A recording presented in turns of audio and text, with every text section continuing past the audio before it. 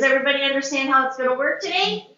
Marvelous. So I'm going to ask our mayoral candidate, Mr. Snelson, to come on up. I'm sorry, did you want to be called Richard or Rich? Rich is fine. Okay, whatever you would like. So you can have a seat at the table. If you would choose a seat next to the microphone, that might be best. Okay. And I will get out my questions.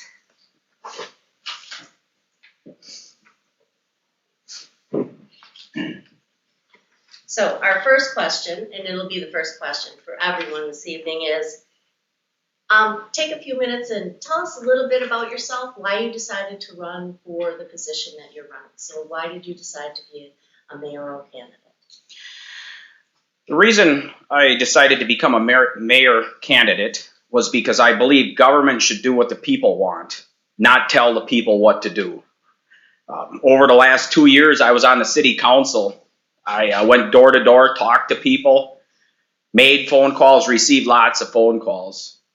I've talked to hundreds of people, a lot of people in my ward throughout the city. I'd show up down at the restaurant, the corner kitchen, when I had time off, talk to people. And the big thing about the mayor is you set the direction of the city. I did the council. I did and voted on what the majority wanted. And some of the direction of the city in the past, I didn't believe was correct. We went with it. We moved forward. We're moving on. But my biggest thing is I'm in construction. I want to do outreach. I want to bring business here. I work with some of the largest construction companies in the United States, if not the world, even local. I was down at Milwaukee Tool Factory this past week. But the big thing is going to be outreach, and I want to bring something to New Holstein. Okay. Do you have a specific goal for this term? I know you talked a little bit about that, but what's your big goal that you have for New Holstein? It's going to be outreach to attract business or manufacturing. Right now, land is a premium. We have property. We sit in between major cities. People used to come here. We have railroad tracks. We have a municipal airport. It's a good location, and logistics-wise, it's easy for manufacturing, traffic, and stuff like that to come in and out of our city. So that's going to be one of my main goals or agendas. What do you perceive as the greatest challenge facing our community? And with that, what solutions might you pursue to address them? Funding to fix our infrastructure. I've talked to a lot of people. I've driven down some of the roads over by Calumet and Plymouth. Plymouth Road, where it floods out a couple times a year. People's cars stall out there. Sometimes they get destroyed. They get hydrolocked. There's a garage there that sometimes can repair them. Sometimes they can't. It's something people shouldn't be scared to drive down our streets and wreck their vehicles. So the big thing is I want to fix our roads, our sewers, and I believe with the infrastructure bill that is passed, we should be able to have good solutions and move forward. And I'd rather move sooner than later because construction costs go up. And when our municipal bonds were really cheap, like last year, like 1%, I think we should have started then. There's a time to borrow and a time to pay cash. At the rate of inflation, if you can get money for almost nothing and pay it off over 20 years, construction costs go up. Your money ahead tenfold.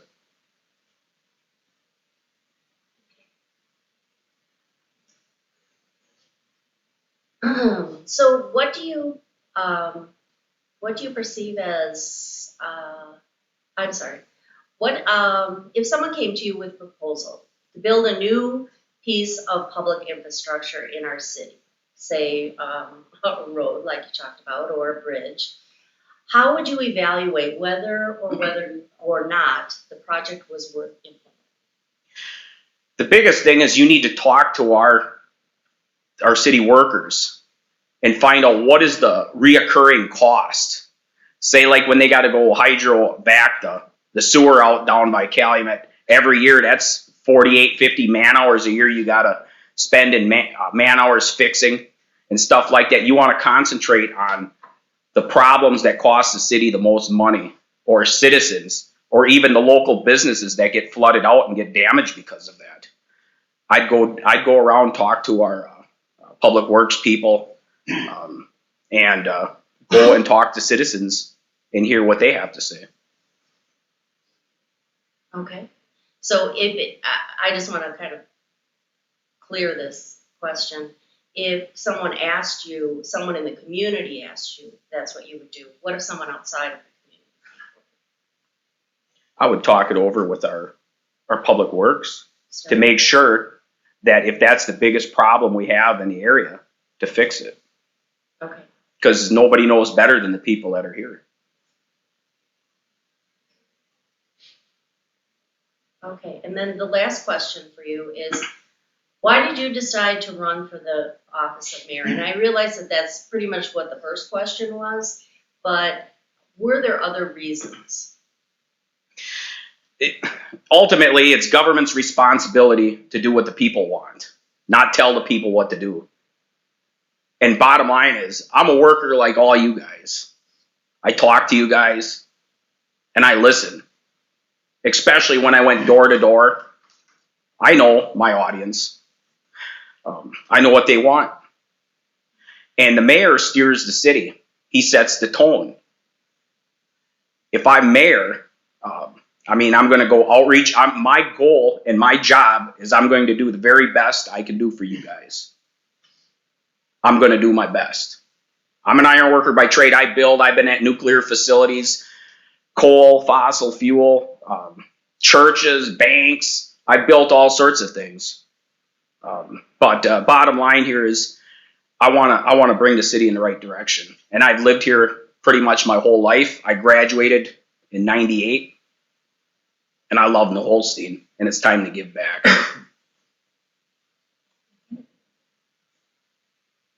Well, that is the end of the mayoral section. Thank you very much.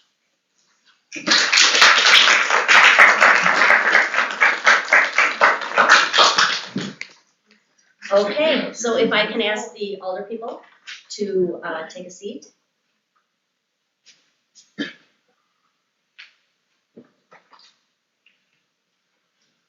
Go ahead. You want to start alphabetically? If you would, that'd be nice. Here's everyone's gone. Yeah, okay, very good. That probably makes me last. Okay, so they've passed this section, they can all this is good. It done graduated. Hopefully from here. No, it's all right. Nope, okay, that's all right, so I am going to start with Steve Abrams, and the first question for everyone in this round will be for you to introduce yourself. Okay? All right, Mr. Abrams. All right, my name is Steve Abrams. For those of you who don't know me, I've been living in town here for about 20 years. My wife and I moved here. We lived in Kiel for 1 year. I took an assistant pastor job in Kiel, and it was a part-time position, but that brought us back to the area. I had gone to school in Iowa. And so anyway, we came back here in 2000. We raised our boys here, my wife Rebecca and I. We've been married for 28 years. 5 boys. The oldest are twins. They're 24. The youngest is 12. So we're still raising our boys here in town.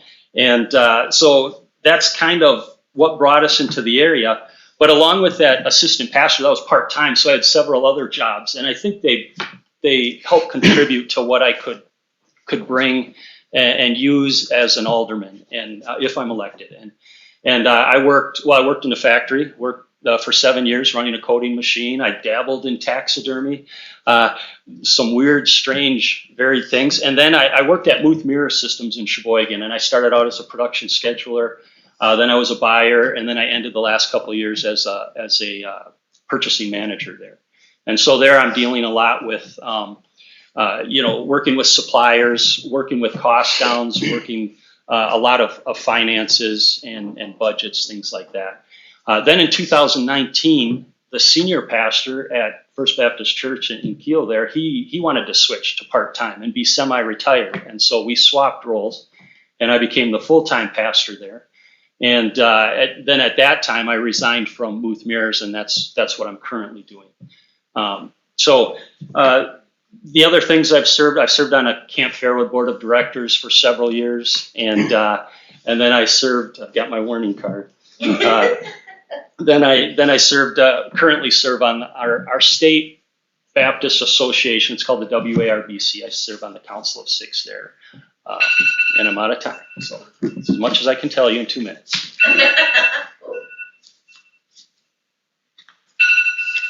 Okay.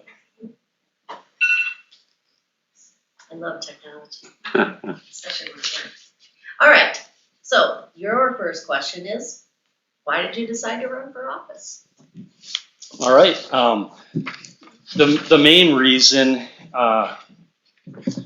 it's largely stemmed from this, the whole debate we had with the city police department and whether or not we should have the police department or whether we should go to contract with county sheriffs supplying our policing. And so that was the main reason. It was presented as a cost savings move. The cost savings grew less and less as we progressed, and I think at the end it is projected to save $100,000 a year, but those numbers weren't accurate. And I'm a big numbers guy. I was digging into the numbers. There were things like $50,000 for the liaison officer that the school repays. That was included in that. That shouldn't have been. And so the numbers were off. It's a wash. And even well after, it was still presented as, this is a cost savings. But I don't think the numbers back that up. Secondly, I think local control is advantageous to control our police department, to emphasize the things we want to emphasize, and if there's ever a conflict between what the county wants to enforce and what we want to enforce, we hold that authority. And then third, it was my impression from the people I talked to that a majority of people in Holstein wanted to keep the police department. And I think it's important to represent the voters. And this is one area where, Alderman Conkle disagreed with me, and he voted, to eliminate or to go to county, not eliminate policing, but to go to county and use the sheriff's office. And it was a big enough issue that I thought, well, I've got to, everybody's busy, but I've got to be willing to run and serve. And it was a big enough issue. So that I thought, well, I'll run and provide the voters an alternative. It's not like I don't dislike Alderman Conkle, but just options is why I'm running. All right. So what do you perceive as the greatest challenges facing our community right now? And with that, what solutions might you pursue to address them? Well, one thing we've seen just around our nation, around the world, especially in our nation, both federally, state, and even in local governments, we've seen the erosion of our freedoms. We see government exerting more and more control over our lives. And so in our city, I guess my goal would be to preserve and guard freedom as much as possible. I want to make sure our local taxes aren't oppressive, that they're reasonable, that they're right, to make sure that our local government shouldn't be a burden to people or a burden to business. It should be, this city should be a place where people want to live, where they know their freedoms are protected, as much as we do that on the local level. As Richie said, government's by the people, for the people. So I've got to be willing to serve as needed and if elected, and it's got to be for the people. That's the principle behind a democratic republic, which is what our nation is, and our local governments follow that pattern. So I guess that's what I would say. Okay. What is a community-related accomplishment, either personal or governmental, which you're proud of? Well, over the last 2 years, we still have our police department, and I worked and I helped to try to keep our police department. So that's one accomplishment I'm happy about. We still have local control. We have our police department, and I met a lot of people, and I met council members that I probably wouldn't have met otherwise, and got involved where I kind of sat back and let the city run and wasn't really involved. And so I met a lot of people, was able to experience a lot of different things, and learned a lot more about city government. If you could change one thing in our zoning code, what would it be and why? Well, I looked at it and skimmed through it, at least parts of it. It's 141 pages long if you haven't looked at it. It looks like it was just, from what I could read in the heading, it's been redone or reviewed recently in 2016, and probably Alderman Conkle was involved in that, right?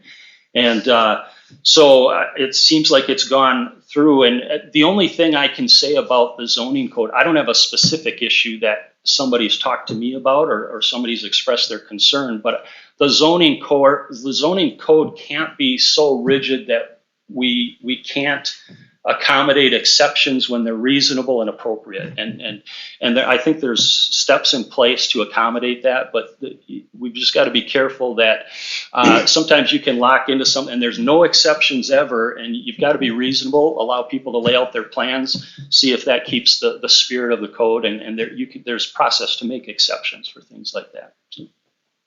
Okay. How do you plan to involve residents in the decision-making process in our city?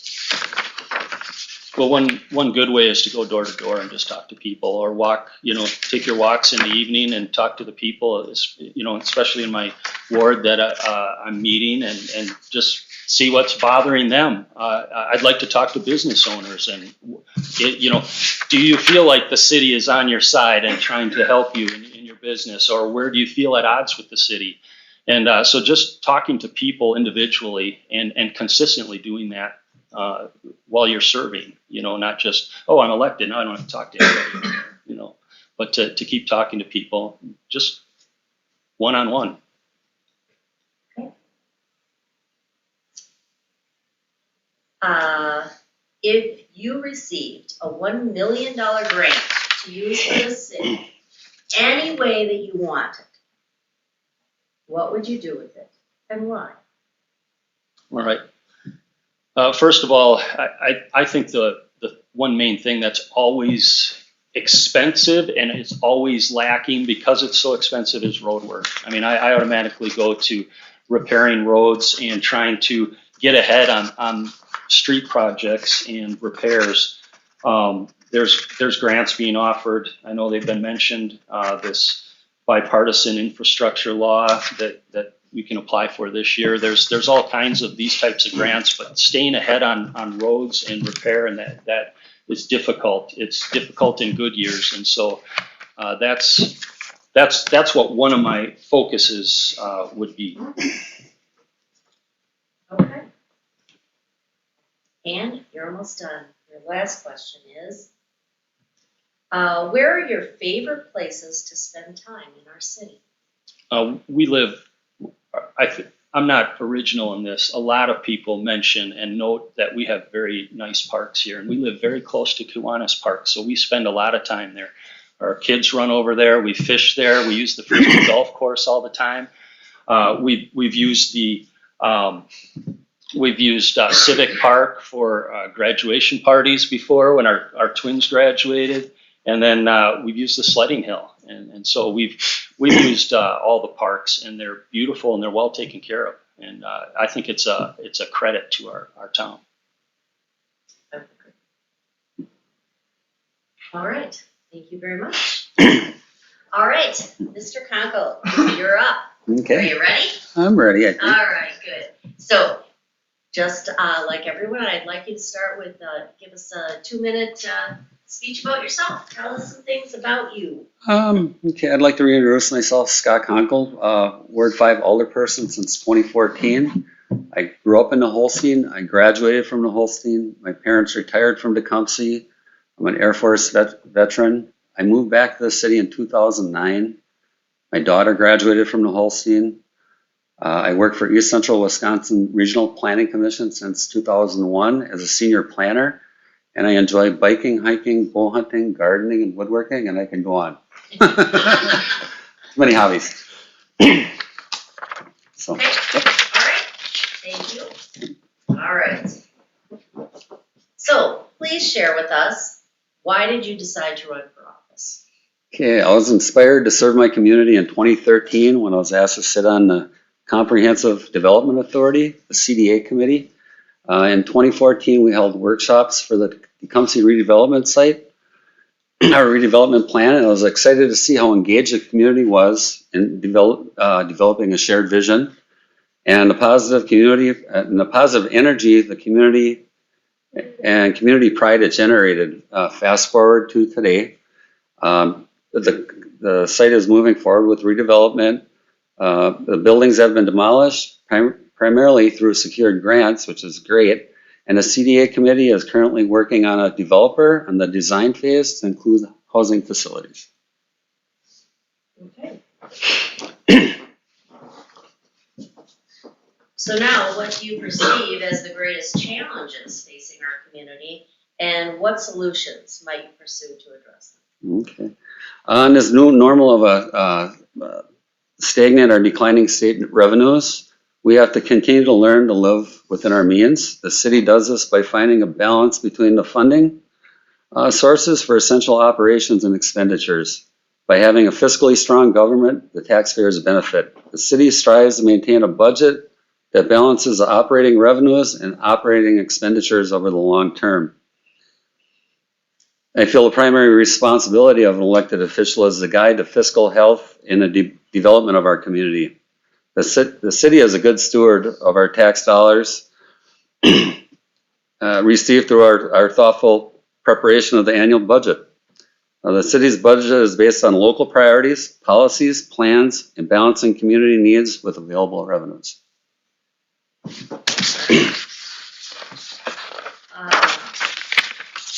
What is a community-related accomplishment, either personal or governmental, of which you were proud of? Okay. I've been actively involved in our park system since I became an alderman in 2014. The city actually has 160 acres of available land for recreational use. The city maintains 9 sites totaling 96 acres, and a school district provides 65 acres. The recommended standard for parks is 14.5 acres per 1,000. So the city far exceeds other communities within the region. So that's what I was involved in the development of our comprehensive outdoor recreation plan called the CORP in 2016. We held community workshops and sent out surveys. We had a great turnout at the workshop, and 180 people responded to that survey. Just to name a few things, I'm proud of being active within our park system and following our action plans, because what I've been doing is ice rink in Civic Park. I planned that, proposed it, secured the donations, and helped construct it. The trail extension in Rhinebeck Woods, I planned, proposed, and was approved by council. I'm involved with our urban forestry program, helped develop the plan to replace the ash trees lost due to the emerald ash borer with a diverse selection of trees. Resurfacing of our tennis courts and an additional of a pickleball court. New bridge in Kiwanis, baseball diamond lights, removal of the sandbox at the Aquatic Center and replaced with a new lounge area. Approved a full-time aquatic center director and movie night in the park. Okay, the next steps to work on are a dog park and a new concession stand in our civic park.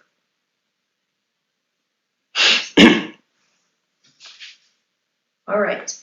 How do you plan to involve residents in the decision-making process in our city?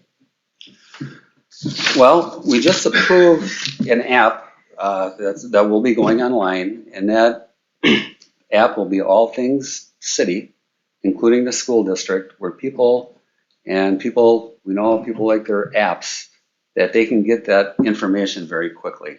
I would say, and I do that through workshops, workshops and planning. I'd like to see a more active, engaged community that people want to come forward and be part of. Okay.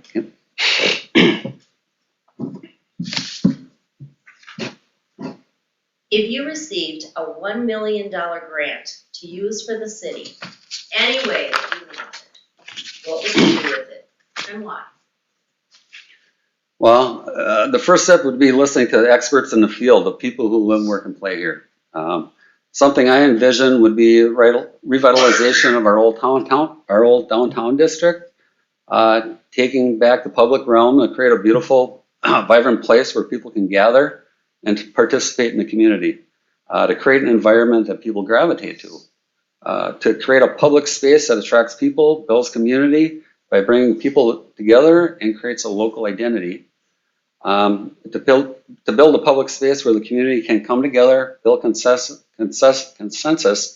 and learn civic engagement.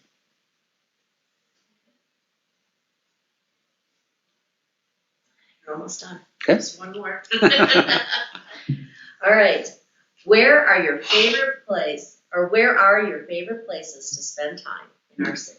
Well, that's easy, and that's in our park system. I live an active lifestyle, so I have to stay within our beautiful park system. Thank you very much. Thank you. All right. You're up, Norm. Are you ready? I guess. Okay. You get the same first question, which is, tell us a little bit about yourself. My name's Norm Propson. I've been in the city for about 12 years now. I originally came from a little town, Stockbridge, so a little bit smaller. In my time here, used to work for a company in town here for about 25 and a half years. And it's nice to have businesses where you're wanted. You know, you're kind of set in a direction. I have two daughters. One is a sophomore in college, the other one's a senior in school. And I'm just trying to make a focus to better the city in general. I have outdoor hobbies and stuff, so it's kind of nice. We're getting to the nicer weather, go out and enjoy stuff, and just kind of tinker around town. Okay. So why did you decide to run for office? You always kind of go out to businesses within the city, go out to eat. People are asking, wish this would change within the city, wish people would have a voice. A lot of people are afraid to do it. I was on city council for 1 year. I replaced Mr. Dyer when he left the town. And I thought, everybody's complaining. They want stuff done. Why not give it a shot? So I stepped out of my element because usually I'm just a kind of homebody at a lot of times. And I have a hard time socializing, let's put it that way. And this kind of brought it out, where I have a sense of direction, what I can do to help the city. People have a person to go to if they want to have their voices heard. And so that's pretty much why I'm running again. Okay. What do you perceive as the greatest challenges facing our community, and what solutions might you pursue to address them? The greatest concerns would probably, in my eyes, I know it's a big job in the city to try and repair these streets, man. You go down and it's and your vehicles take a beating. Year after year, I think we need to step up, try and find alternatives, maybe step outside and look for funding elsewhere, that kind of thing. We're moving forward. We're starting to see some businesses move in. We could use a few more to stabilize the city a little more, show the people that the growth is coming into the city. Within that, all we can do is, voice our opinions to what we'd like to see in the city, have the city council maybe reach out to businesses trying to bring them in, and let's make the city grow. I mean, that's what we're all here for, is to live in a finely tuned city. Everybody's voice is heard. Businesses are coming in. Everybody can find a job, and we can all just pretty much enjoy the nice, not big city life, but a nice normal city life with not a lot of aggravation, and families can enjoy their city.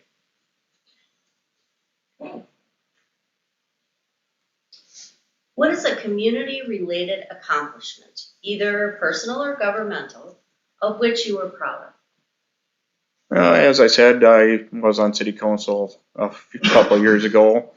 I was kind of disappointed when I lost last year, but that's the way things go. It's nice to see change. People get their, rotate through and new ideas come forward. So I'm kind of proud, a lot of people can't say, that they served on a city government. They didn't really want to voice their opinion. I got to voice my opinion. I do appreciate everybody, that voted for me in that year, last year. I also donate my time, come fireman's picnic. I'm back there flipping burgers and donating my time there. So I trying to expand my boundaries, regions, and just kind of float out throughout the city. And if people need help, they're more than welcome to ask me. All right. If you could change one thing in our zoning code, what would it be and why? I know a lot of people are looking at the business side, but there's residential zoning. I feel the city's starting to step up in that area. There's a lot of houses that are kind of getting thrown off to the side, and they're going to be eyesores. I'm not saying names. Everybody knows they drive through the city and they know what these houses are. I feel that we need to start kind of buckling down on some of these zoning ordinances and, have these people be held accountable for what they're letting their place be. I mean, none of us want to live next to a rundown home. People drive through the city. Are they going to want to move to this city? So we got to focus. Business is good, but at the same time, the residential side needs to be addressed, and we need to step in on that area. Help make people held accountable for the way they're letting their houses and stuff go.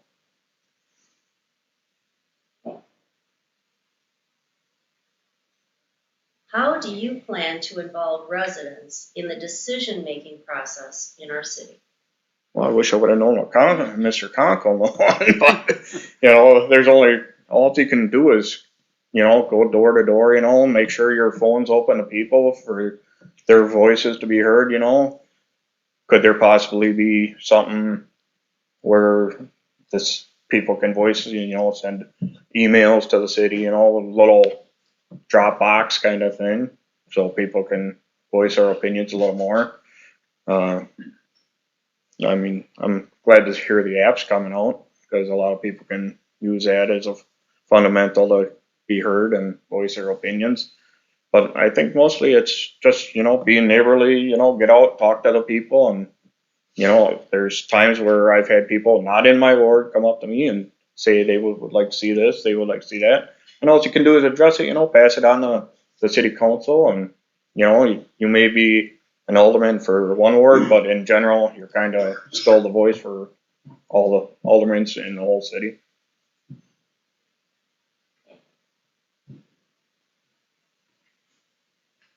If you received $1 million grant to use for the city in any way that you wanted, what would you do with it and why? I'm going to pocket it. No. As I stated before, Where is the as I stated earlier, I think a lot of it needs to be put towards those streets in the city. They're just getting too run down. We need to update them as soon as possible. But at the same time, me moving from a smaller town about 10, 12 years ago in a bigger city, you still got to have things for families to want to commit to come into the city itself. And if I got a $1 million grant, could we enclose a swimming pool? Make that a year-round use. That kind of stuff. Family oriented. families, if you watch Harrison, a lot of them weren't there for the businesses. They were there for a nice area for them to raise a family. They didn't care about driving 20 miles to go to their job or nothing. I think it's got to be family oriented. Let's try and find ways to design things to bring people into the city and keep moving forward.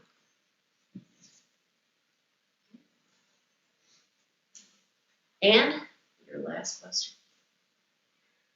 Where are your favorite places to spend time in our city? Well, being a single dad, in my free time, besides not being at work, not outdoors, I like socialize, go out to them, out to grab a bite to eat, visit the other restaurants around the area, just hang out, get to know people, start socializing, get the word out who I am and what I'm running for. Nothing wrong with having a casual cocktail or two and just enjoying the nights out in the city.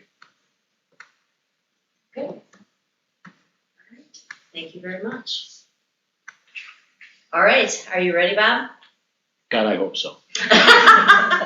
See, now you have the advantage. You heard everybody else's, That's so not you an know. advantage, that's a disadvantage. They stole all my thunder. Oh.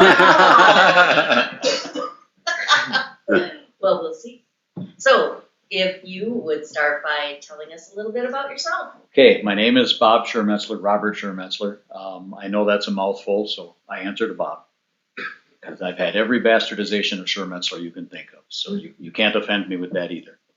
I want to thank everybody for coming tonight. This is a wonderful crowd. I didn't expect near this many people, and I want to thank the library for setting this up.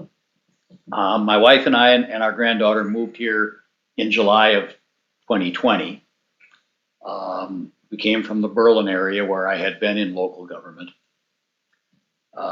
As was previously mentioned, the police thing got my ire up a little bit, and that started my thinking that perhaps I should get involved in local government here, and my prior experience would be helpful in that. I'm a semi-retired cabinet maker, working part-time at Metco in the winter and part-time at the racetrack in the summer. Both great jobs.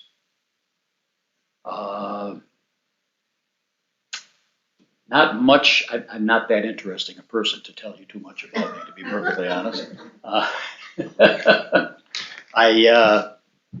We've been very, very happy to be here. We were trying to get to Manitowoc, where I'm from originally, and got outbid on literally every home we found there, and we were lucky enough to find a house here, and we do consider ourselves lucky. Everybody has been so nice. I take our dog, we live near the Rotary Park, and I take my dog over there regularly, and practically every time somebody drives by and waves or blows their horn, just everybody here has been so nice, and I feel like, I've always felt like each individual owes something to their community, and this is something I can do. Okay. So, why did you decide to run for office? Well, I guess I have already answered most of that, because I think I have the experience to be helpful to the city. There are things that can be improved in any city, and there are things that just need constant surveillance in any city. And I think I have the experience to be able to do that. I was on the town board of the town of Aurora, just north of the city of Berlin, for 12 years. I was also a member of the first in the state extraterritorial zoning committee, which shared the potential part of the towns that might be taken over by the city, so that the town ran those areas with the city zoning code. So because of that, I'm familiar with both county and city zoning. So, like I said, I think I can be helpful to the city.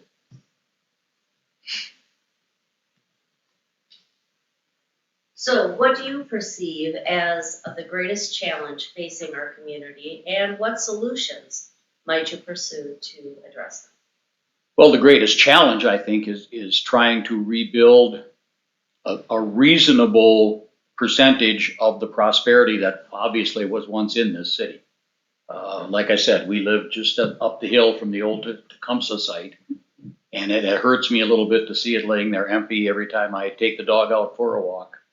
I think if we could rebuild even a quarter of the business that brought to town, we could by default rebuild the downtown. Businesses follow people.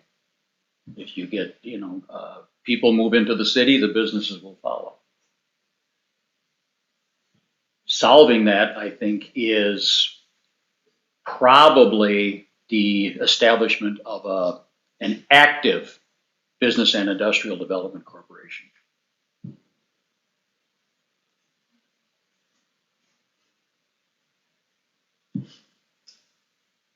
What is a community-related accomplishment, either personal or governmental, of which you are proud? Well, when I was on the town board, was the beginning of the building boom in the area. And again, infrastructure, as everyone has mentioned, the roads in the town were not good. I made it my focus to bring them up to a reasonable standard to induce growth in the township. And by my third or fourth year on the board, we were the fastest growing township in the county. Later, we found out that our town hall, which was an abandoned school, country school that the city closed and moved to the city, was not handicap accessible. And it was going to be a substantial amount of money to make it handicap accessible, and not much more to just simply build a new town hall. I designed the new town hall, I supervised construction of it, and brought it in deadline and under budget.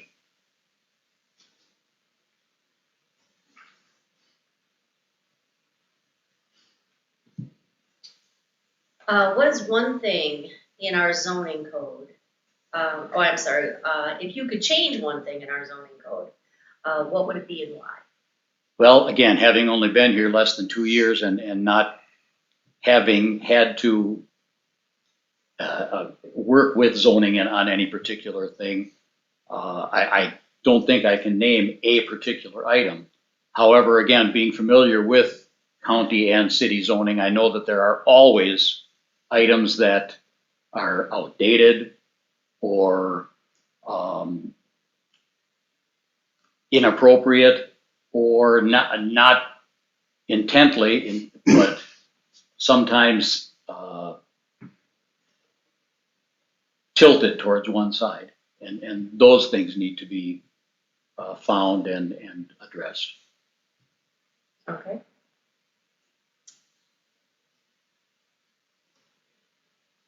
How do you plan to involve residents in the decision-making process in our city? Well, I'm a talker, ask my wife. I can and do talk to anybody. And I think that's very important. One thing I would really hope to be able to do is to have a monthly or bi-monthly chat session, just like this. Maybe here, maybe at the senior center, somewhere. Because I think it's important to get people's input. I did that. I went to the meeting for the police vote. Being here only a short time at that time, I didn't think it was appropriate for me to open my mouth. But I listened, and I listened intently, and it was readily obvious that there were way more people in favor of keeping the city police than there were in favor of going with the county.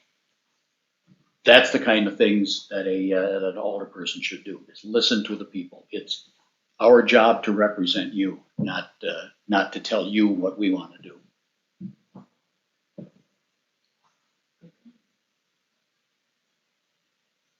If you received a $1 million grant to use for the city, any way you wanted, what would you do with it and why? Establish that Business and Industrial Development Corporation. I've paid for road work for 12 years, and $1 million isn't going to go far in road work. But it's a nice chunk of money for a business and industrial development corporation.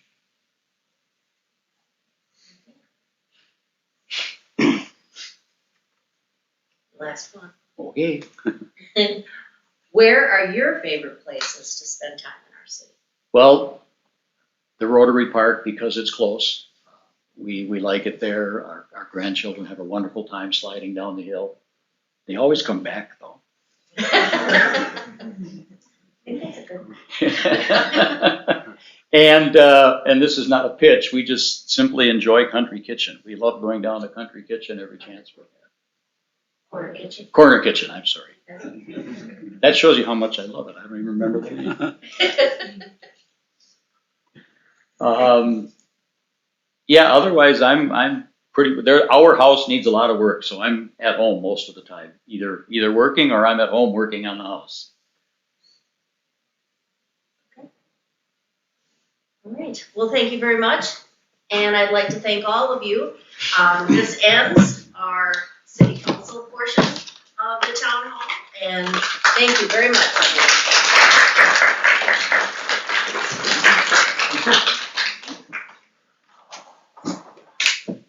And now we have our school board members. Over the court.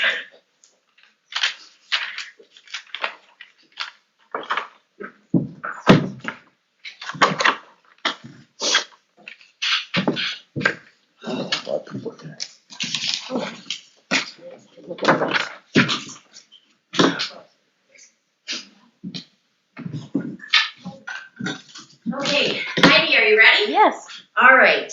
So, Heidi, I'd like you to start off by introducing yourself to us. Okay. My name is Heidi Brook. My husband and I both graduated from New Holstein here. We're alumni.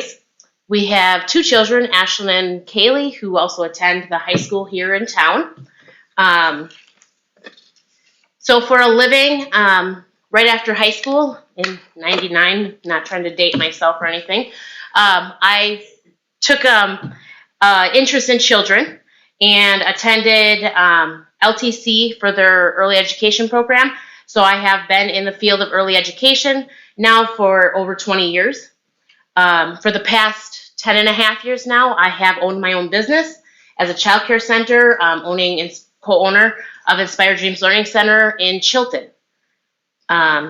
With that, I have a lot of experience with children, what their needs are, past, present, and future.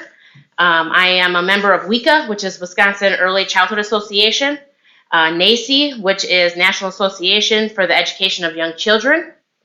I have a passion and a care for children, not only in this community, but in surrounding communities. I'm very passionate for the care of children. My husband and I and our children, we do have a little hobby farm. Obviously, the children are more into the beef and the pigs, but I like my goats, and that's just how I am. Currently, I am a New Holstein first responder. I'm also a member of the Mount Calvary First Responders. I've done that for several years. I just strongly take pride in education of children, volunteer work, and helping others. I'm passionate for the growth and development, and I have a lot of knowledge in fundraising, a lot of knowledge in being a part of committees. Sorry, I'm done. That's okay. And I talk a lot, which everybody knows. Okay. So please share with us what you feel a school board member's role and responsibility is, and how does that role differ from the role of the superintendent? Sure. So I feel that the school board is there to advocate for the citizens of the community and also make sure that policy and procedures are being followed in schools. That includes not only the children and the education, but also the staff, and that everybody is being treated fairly and well. Maintain the communications with the citizens of the school district and stay transparent. It is coherent that citizens of our school board or our school district can come to the school board with any concerns that can be brought up to the rest of the school board members to be discussed. We establish the policies and procedures and make decisions and vote upon the philosophy, the goals, and state and federal laws. We assure that the policies and rules and regulations are being followed through and voted on. Now, with that being said, it is the duties of the superintendent and the administration to make sure that those policies and procedures are being followed through. They are responsible for the children's well-being on the day-to-day functions and overseeing the staff. With that being said, if they have any issues, it is his job or her job to come to us with help with making those decisions. So what attributes and behaviors are essential for school board members? Absolutely. So the ability to listen to others in the community is essential for being on the school board. We are here for you, the people, to make sure that what is being decided in the school with your taxpayers' dollars, what's being voted on is what you guys want in the best interest of you and the children. We work for you guys, and it's important that we bring your information back to the rest of the school board to be voted on. Keeping an open mind to ideas, whether you agree or disagree, everybody's opinion matters, and that's worth something. Finding facts and making decisions, the ability to work as a team, willingness to work with others, and keeping the lines of communication open and transparency for everybody in the community.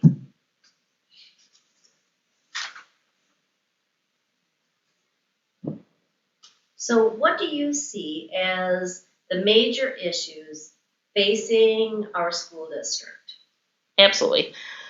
So as far as budget-wise right now, the school busing is the main issue facing the school district right now. Those of you that don't know, Cobeson Bus is going to be increasing their budget, and that's going to be a huge budget issue. With that being said, not going budget-wise, achievement of gaps in education for children, equity in students. As of right now, I did a little research. The high school has 10% of low income and underserved children in the district. Only 10% of them are considered college ready, and that's a huge issue for me. Right now, 71% of all children not poverty leveled is considered ready for college, but only 10% of our poverty children are considered ready for college. That's huge. Below average rate of children for low-income housings, 79% of children right now are below income for graduation. So out of our students right now, there's only a 79% graduation rate. So that's huge for me too. Otherwise, you have 99% for New Holstein, which is amazing. For second grade right now, for fall, 57% of the children for free and reduced lunches was below grade level for reading. Again, huge problem for me. Something needs to be addressed. Third grade in the winter, for the winter testing, 72% of children, of students, for free and reduced meal were below grade level in math. Huge problem for me. So I can go on and on about those statistics, but another thing that is mental health. I feel that mental health is a huge problem, especially with the pandemic, that needs to be addressed in the school districts. We need to make sure that our policies and procedures meet the needs of the children, and we fit the needs of those mental health issues that are being brought up now. And I see it every day as being a first responder, the increase that is happening with our children in this community and the surrounding communities. Am I good to go, or am I done? I want to add the second half of the question though, because I think Yes. it's important at this point. Yes. So how are you going to approach this problem? So part of my issue is to make sure that our policies and procedures are in place and they are achievable, and that we set goals and that our goals are achievable and reachable. And we need to make sure that the administration follows through on those policies and procedures that we vote on and put in place to make sure that these gaps are reached and that these mental health needs are taken care of. Okay. So how can a Board of Education best communicate with its constituents? Sure. So I think the main thing is to make sure that our information is accessible for the people in the community. I'm excited to hear that there's going to be an app and that the school district is going to be part of that. That makes me very excited about that situation. I think that we need to encourage participation from our community to get involved in the school a little more. I know that the pandemic kind of hindered that, but I really think that if we got more of the people in the town and in the surrounding areas involved in our school, they will understand and learn what is happening in our school, and the lines of communication can be open. We need to be transparent, and making sure that that information is out there is important. I was trying to look up the budget today to try to answer some of these questions. I ended up having to email the school to get a budget to me. I feel like some of those things should be readily available to our people in the community. You should be able to look that up in an instant and be able to go on the website for the school and be able to see our budget right there in your hands. Because our budget is your budget. It's your part of your taxpayers' dollars, and you should also be aware of what is happening. So just making sure that it's transparent, making sure that we use all of our resources to make sure that you know what is happening in that school district. What differentiates you from the other candidates? Yes, I'm going to try to talk fast because I'm a big talker. The first thing that I'm going to say is I'm not going to sit up here and I'm not going to say that I'm better than they are. I have high respect for the people that are sitting here. The only reason that I'm running is I feel that everybody should have a choice in the matter. But I'm going to tell you what I will do for you as a school board member. I will do my research and my homework, and I will vote and make decisions that is the best well-being of the students, the staff, and for the community. I'm going to ask the difficult questions that are hard to answer, but I'm going to make sure that an answer is given. I am always willing to talk and meet with the community members if you have concerns or questions, and I'm going to make sure that that line of communication is always open for you. I'm going to put the students, the staff, and the education of the district in front of everything above all else in decision making. I'm going to hold accountable the people that do not follow the procedures and do not follow the policies that are set by the board and voted on, and that includes state and federal laws and regulations. I'm going to continue to be passionate for the New Holstein School District because I don't know that you're going to find anybody else that is more excited about this school district. I go to games, I go to baseball games, basketball games, and my kids don't even play. I love this school. I love this community. I truly believe that strong leaders create strong schools, which create strong communities. And that's what it's about. All right. Thank you. Mm-hmm. All right. You're up, Doug. That's gonna be hard to follow I'm up. sorry. Wow. As I'm like, can I write notes to myself and not anybody notice? Yeah, we'll give this a shot and we'll see how it goes, but yeah. So Doug, why don't you share a little bit about yourself? Yeah, sure. So I'm Doug Kestel. I was born and raised here. I went away to college, obviously, and my wife and I, when we got married, she's from the Valley. We bought a house up there and lived there for about 3 years. I bought one of these foreclosures, fixed it up, and in that amount of time, we had 2 children, and she was ready to have our third one, and we had to make a pretty easy decision was to come back to the community here. My folks went to school here. My grandmother's mother was actually the first postmaster in town here way back when. She was a Lawson. And my grandfather, Orv Kestel, had Kestel Furniture in town. So we've been around the town for a really long time. A little bit of besides that, I got 3 kids, Aubrey, Oren, and Izzy. Aubrey's in graduate school down in Florida, pursuing theater arts. My son Oren is, she's on a full ride. My son Oren's a honor student up at St. Norbert, getting a degree in biology and double majoring in biology and Spanish. And my daughter Izzy's studying human rights, peace and justice, and women and gender studies up at St. Norbert. And her goal is to go to the Peace Corps after college. So that's what's going on with them. I work at Kimberly-Clark Corporation. I'm a scientist and engineer. I focus primarily on engineering medical devices. I've got a degree in biology with a minor in chemistry. Before that, I worked in auto and aerospace for 13 years. I travel around the world. I have been my whole professional career, and we spent 3 years living in Mexico, which kind of gave me a different perspective of how education works in different parts of the world. And since then, with the travel I do, I see the great opportunity we have as American citizens and the liberties we have that a lot of people don't have across the world. So, and in my free time, I restore old wooden canoes. That's my big thing now. So, I did not know that. yeah. All right. So what do you see as a school board member's role and responsibility? And how does that role differ from the role of the superintendent? Yeah, so I guess the perspective I have with the superintendent is, it's kind of like if you think of the school kind of as a business, right? They got a budget, they got staff, they've got, and their primary objective is to educate our kids, right? The superintendent really is like the president of the company or the CEO, right?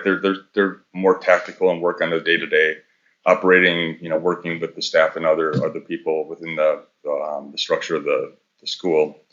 The school board members then really are kind of like the board of directors, where we help set and drive a longer vision, specifically around the concerns and constraints that we find, locally from a budgetary standpoint, from the constraints, as well as what our constituency, the public wants us to do with the district.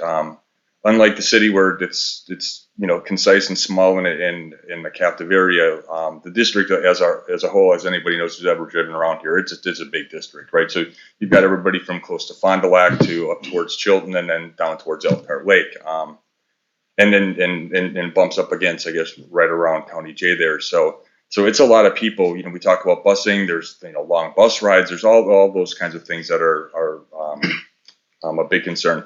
And for me specifically, I think the board's job is to ensure that, being on the board or having a school is kind of one of these situations where, the community spends money in taxes. If you look at your tax bill, school is a primary big chunk of that piece of money. And I think really our job and our goal is to produce, really well-rounded, respectful kids that have the opportunity to grow and follow their aspirations, whatever those are, for the rest of their lives. Okay. So what attributes and behaviors are essential for school board members? Yeah, so I think a primary focus is obviously always always going to have to be on the students, right? To give them a safe, welcoming place where they get to have experiences that will build and shape them into better, stewards of our country. Give them opportunities to grow and develop into to whatever those aspirational goals of theirs really are, and I think one of the primary goals of a school member is to just represent the constituency and not just some subset or a constituent or one specific agenda, right? This is a community thing, and I learned long ago that democracy isn't a spectator sport. So it's one of these things where we've got to listen, be active listeners, and if we don't get people asking questions, then sometimes we have to go and actually ask those questions ourselves.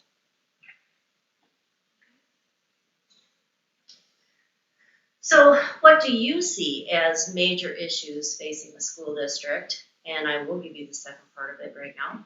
How are you going to approach that? Yeah, so I think one of the things we've talked a lot of, in the prior panel was about attracting businesses and things. And I think one of the things that we contend with over and over and over again in the 9 years I've been on the board is kids choose out of our school district for we don't really necessarily know what the reasons are. I think we've got, in the last 9 years, our facilities are fantastic, right? They're phenomenal. They have there's a great track now. There's just the buildings in general are great. But I think aside from just trying to retain and attract students and make our place a place of attraction where kids want to come to school here, this goes to retain and attract the fantastic teaching professionals we have within the confines of our school district right now. Right, we've got some great people who do some great work, and I think I had a fantastic education, and I know people that I went to school with back in the 80s. Don't worry about dating yourself. But I went to school back in the 80s, and you think about, I think about how many PhDs there have been, or doctors and lawyers and business people. this is a really great community, and we're one of these crossroads that was brought up from the mayoral candidate was that we're just perfectly positioned between Fond du Lac and Appleton and Sheboygan, and you're an hour and a half drive from the Milwaukee airport and an hour drive from the Appleton airport. This is a place people should want to come to. And I think when we establish and support our teachers and support our schools, if I wanted to start a business, I would be looking for a place that had great schools, right? And then we have great infrastructure. It all adds together, right? It's a compounding effect, I think. So.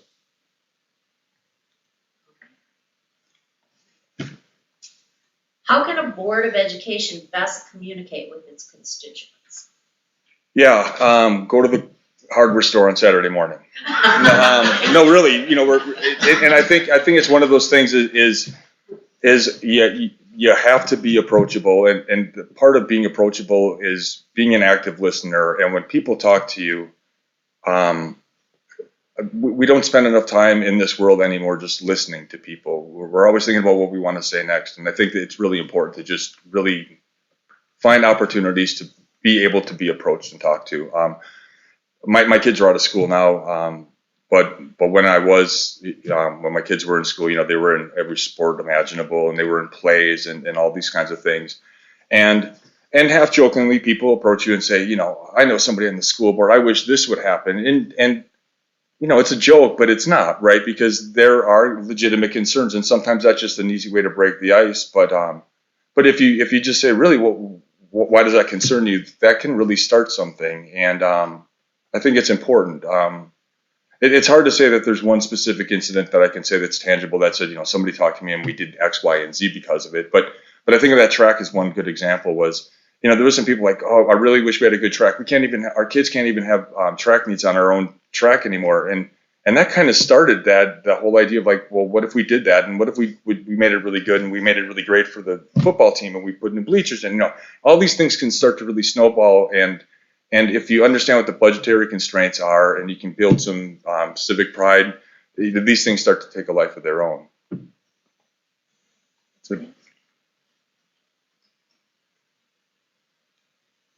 So what differentiates you from other candidates? Yeah, so if it isn't obvious already, I'm kind of a science and math geek. So when we talk about these school report cards, right? Because at the end of the day, we get graded on the school report card, right? There's a set of standard tests that the kids have to take, good, bad, or indifferent. That's just the way it rolls.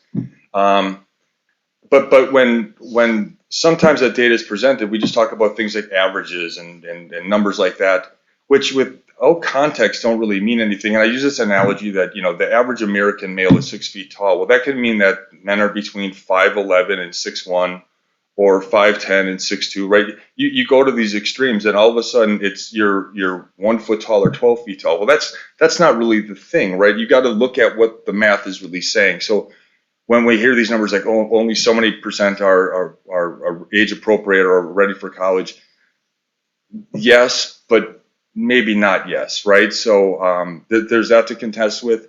And then on top of that, we have come out of a pandemic where, and right prior to the pandemic, the standardized tests have changed recently as well. So there's these compounding effects, and it can look really grim, like we're not as a school doing what we're supposed to be doing, but I don't think it's that. I think it's a matter of just holding steady and letting the professionals, and i.e. the professionals being the teachers and the support staff, to do their job, and you check and adjust accordingly, right? But this isn't a thing that you move very quickly, right?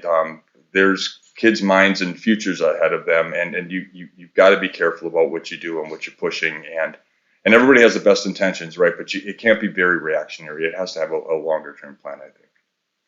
So that's it.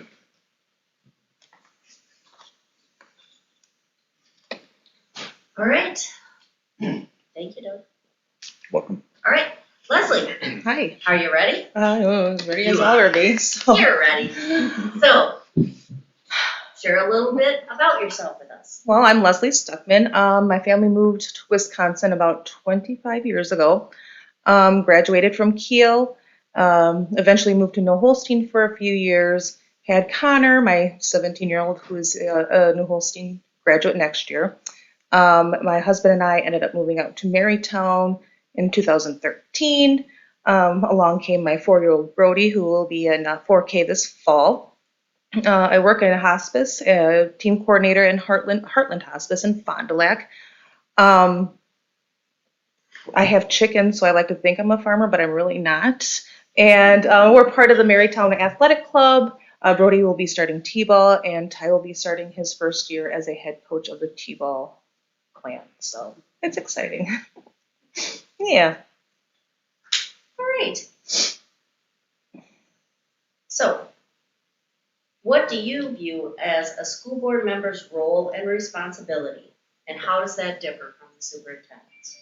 Well, I think the superintendent thing has been covered already, that, they see the everyday activity of our students and the well-being and the safety, and they, come to us, and we just keep everything in check and balance. As a school board member's role, obviously policy and procedures need to be followed, and financials need to be looked at yearly. But I also think it's very important that our students, faculty, parents, community are heard. If somebody comes to us with a concern, I should say, if the school board with a concern, it should be our job to be their voice, be their ears, and make sure that if something isn't done, that we push for it and we be a voice for the community. So what attributes and behaviors are essential for school board members? Being open, transparent, able to have civil discussions with people that disagree with you, be able to listen to opinions and ideas from the community, from the parents, from the faculty, and just being transparent about everything.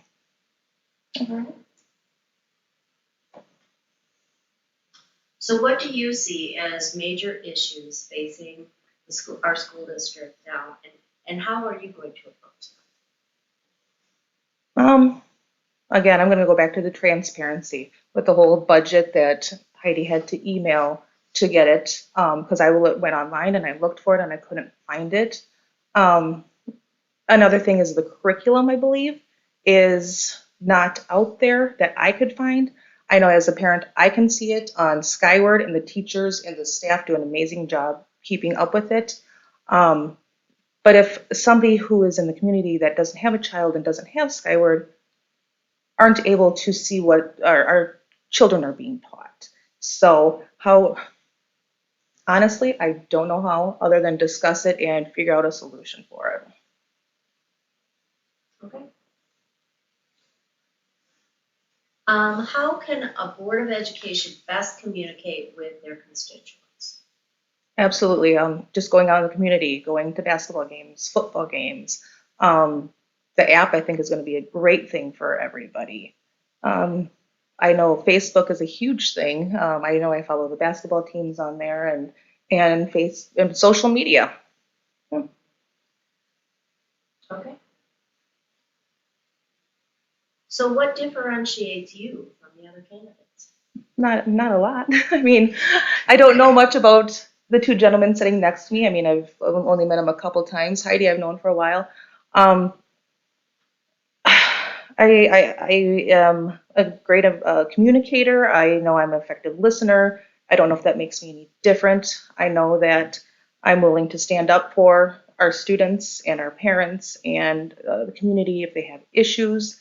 I like to be open and honest with people. I like to be transparent with people. So if anybody has any questions for me, I am here and excited for this journey, and good luck to everybody. So. Thank you.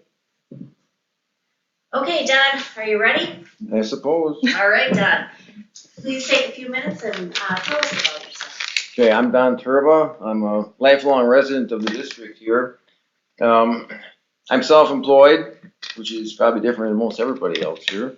But I have a small beef and grain farm, and My wife and I, Jane, we've been married 26 years. We have 5 children, with the oldest being 23, the youngest 13. So 3 are out of school, 2 are still in school yet. So that's pretty much where we're at with that. Okay. So Don, what is the school board member's role and responsibility, and how does that differ from the superintendent's role? Okay. The superintendent's role is pretty much to watch, like was mentioned before here by the others, the day-to-day operations. And if concerns arise, they try to take care of what they can on their own without involving us. If it comes to our level, it's usually pretty important, or it's been around the block a few times, and we have to then be the decision maker. Okay, and I think it's been handled quite well, how it's been going to this point thus far, and I've been on board for quite a number, 15 years now, and so I've been there through 5 different administrators now, and some long, some short, but their duration, but so I've seen quite a bit how different ones operate, and I have to say I think we're doing holding a steady course right now. It's probably we're doing quite well with that. And as for the board member's role, we pretty much oversee. We make, like I mentioned before, make a final decision if things get to our point, or if they come to us, and if we make long vision plans here. We're not just short-sighted and see, well, what do we need now? We have to look to the future, years out, and develop plans. We have plans that look, what are our needs going to be 10 years from now? So these are all things that have been developed, and we try to stick to them. You don't have to. They may not get followed all the time to the T, but it gives you at least something to work off. Okay. Okay. So what attributes and behaviors are essential for school board members? Well, a good listener is very important. And also being able to be confidential when issues arise that may not be for public consumption. So many times I've, things come out that everybody else seems to know something, but I don't know it. And it's only because others, are speaking up that when they shouldn't be, or quite possibly then the story gets turned around and it's not even accurate. So, only talking when you're passing information on when you should or should not is very important. And it's other than that, it's quite it's about it. So what do you see as major issues facing our school district right now, and how are you going to approach them? Okay, well, the busing contract was one issue brought up earlier here, and yes, that's an issue. We're trying to work on a contract to extend it as it is now for a few more years. That may not work. If that does not work, then we'll have to come up with some other ideas. Maybe there are some in the plans already. Other than that, test scores, which was also addressed, that's been a statewide trend here. It's it's not only in the Holstein here where we have test scores that are dropping from where they've been in the past. We're trying different ideas, plans, processes, different programs to try and make things better. So this is staff has been aware, administration has been aware of this, and so they've been seeing it for over the last probably 2-3 years already. And so we're trying to correct it. It's a slow process, and but we are seeing positive results. And also too, what was I going to say?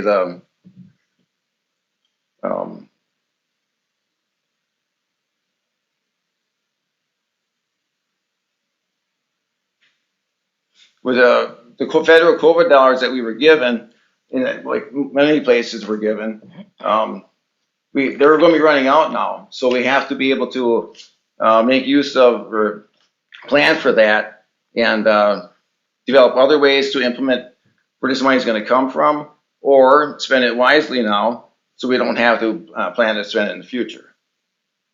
Okay?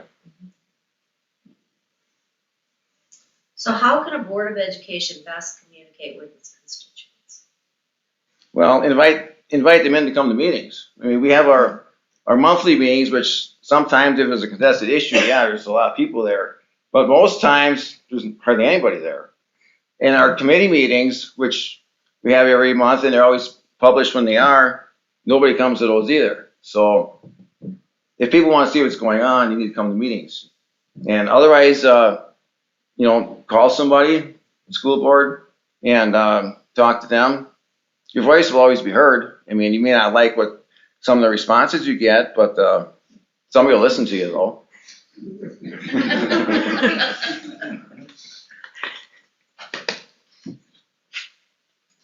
So what differentiates you from the other candidates? Probably experience. I've been on for 15 years now.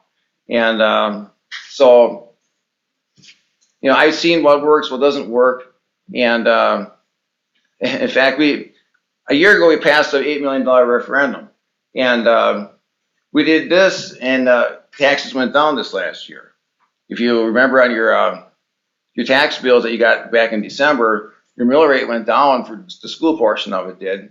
And I think that speaks volumes for what we've done. I've been, of my 15 years, 12 years was on the finance committee. So I think the district is in better shape now than when I first got on board.